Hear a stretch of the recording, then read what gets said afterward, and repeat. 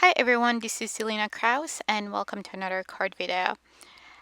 In this video, I will show you how to make a bunch of cards all at once using couple techniques from Jennifer Maguire that I combined together.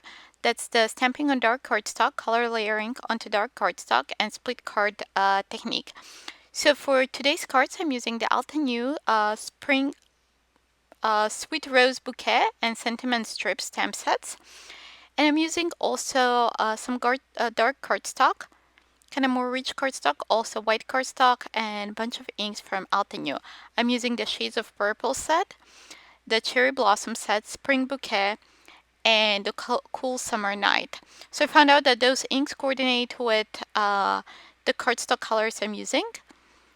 And also I'll be using the Here Art Unicorn Pigment ink in order to be able to stamp on dark cardstock.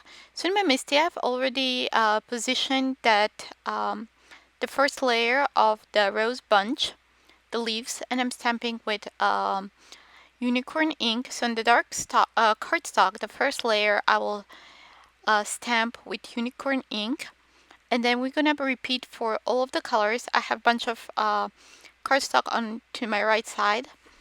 Here I wanted to have a little bit more coverage, so I'm stamping twice to get nice coverage of that white pigment ink. So I'm using Plum, Nautical, and Azalea cardstock, and also I'm using white cardstock. So here I sped up to stamp all of this, all of the first layer. So next let's move to stamping onto the white cardstocks. So I'm using the green shades from the Spring Bouquet ink set. I'm gonna stamp as many I have from the dark cardstock.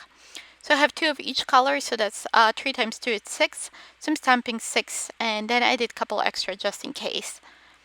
So next we're gonna go with the second layer. So this second layer, and I'm using the guide that comes in the stamp set. On the back of the insert of the stamp set, there is a guide how to position those for layering, for lining them up. And I apologize here, you see my head. I was trying to see from the side that everything is lined up properly. Again, my head is in the way. You will see my head several times during the video as I'm trying to position those correctly.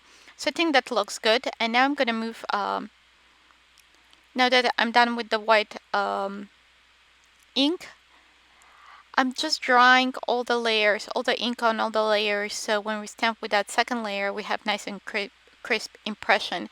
And the inks don't bleed into each other because they're both wet. So I'm gonna stamp first onto the white cardstock, and then I'll do the same onto the onto the colored cardstock. So for the colored cardstock, I'm using the same colors that I do on the white now. So you can see here, you can already see that black and a little bit different look for those layers. So I'm doing the Azalea here.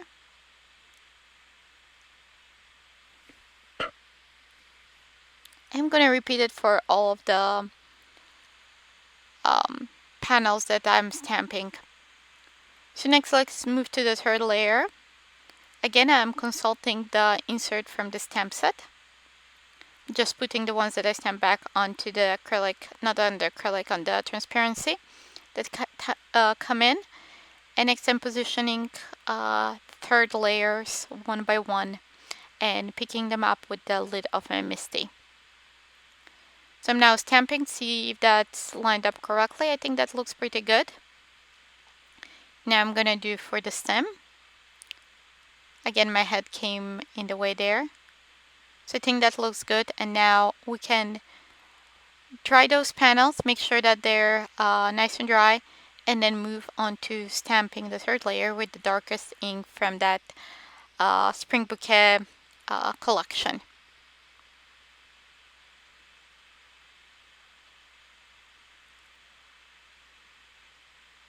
So I'm here making sure that everything's lining up properly.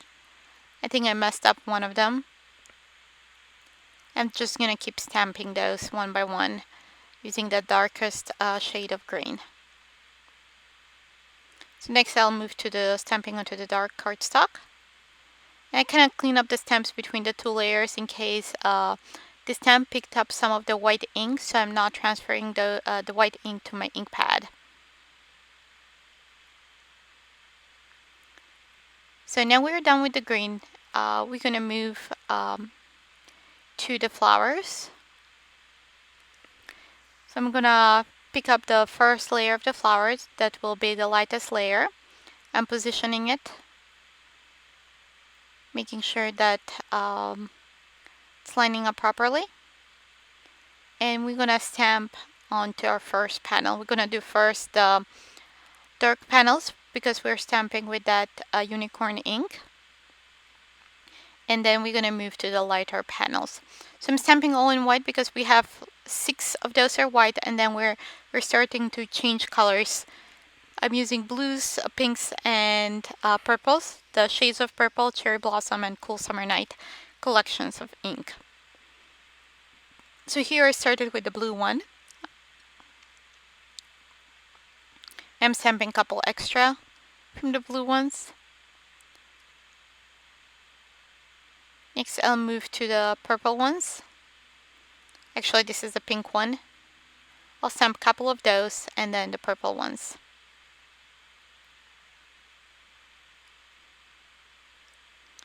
So see here how that purple is a very nice color. So next we're gonna do the same thing for the second layer. I'm lining up that second layer. And then I'll stamp first the ones that the colored panels, not the ones that we stamp on the dark panels with unicorn ink. And then I'm gonna stamp now onto the darker panels. And I cleaned up my stamp after I stamp on the white ink, making sure that the white ink doesn't transfer to my panel. I'm doing the same thing with the pink roses, and I'll repeat the same thing with the purple ones. Again, for when I'm stamping on that white ink, I wipe out my stamp before I stamp the second time.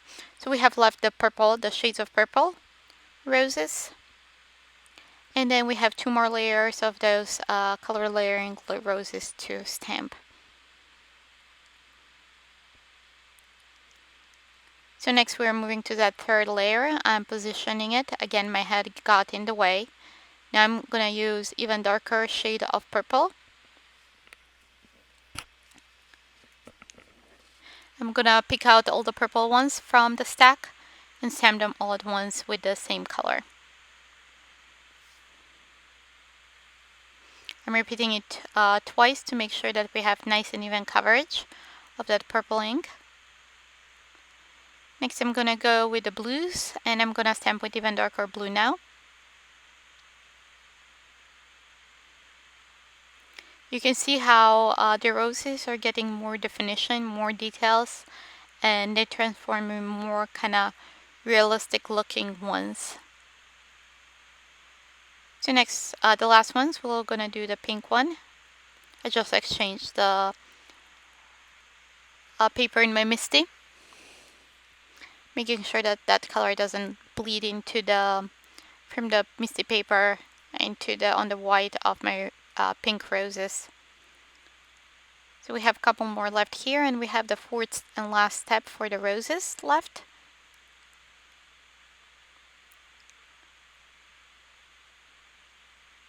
So now we can remove that layer and go with the last layer to add even more details on those roses. I'm now using even more darker purple. I'm gonna stamp it on all of the purple panels. Then I'm gonna move to the next 2 colors.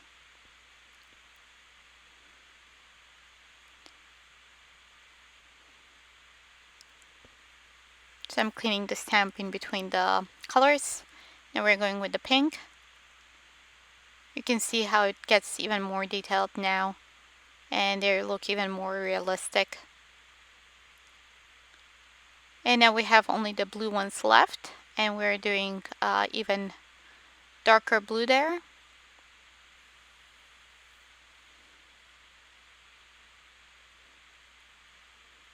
Then we have one left, and we're going to be done with the stamping.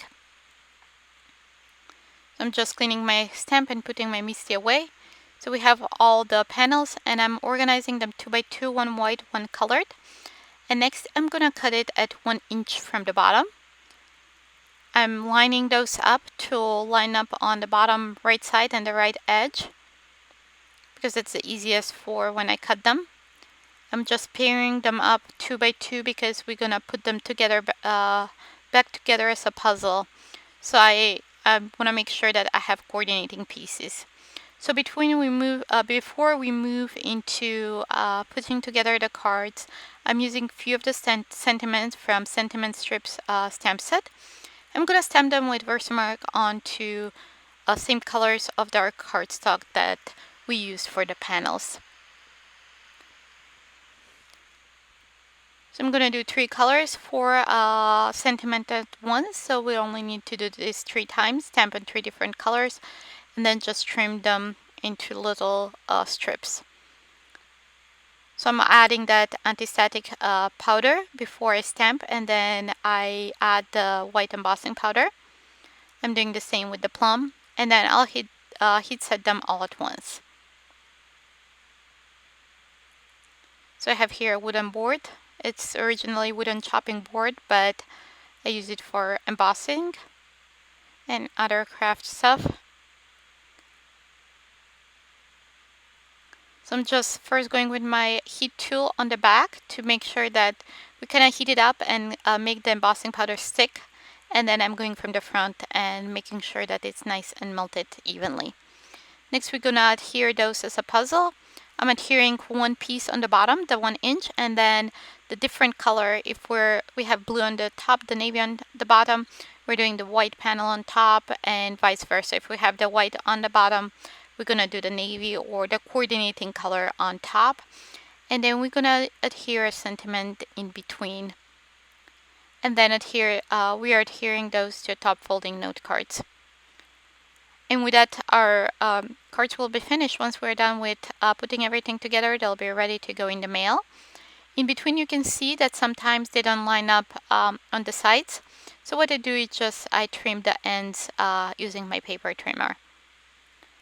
And then to make sure that the sentiments are straight, I use either a T-ruler or I use my grid mat that's on my work surface to make sure that the sentiments are adhered straight. I'm just adding the adhesive directly onto the card and then adding the strip on top.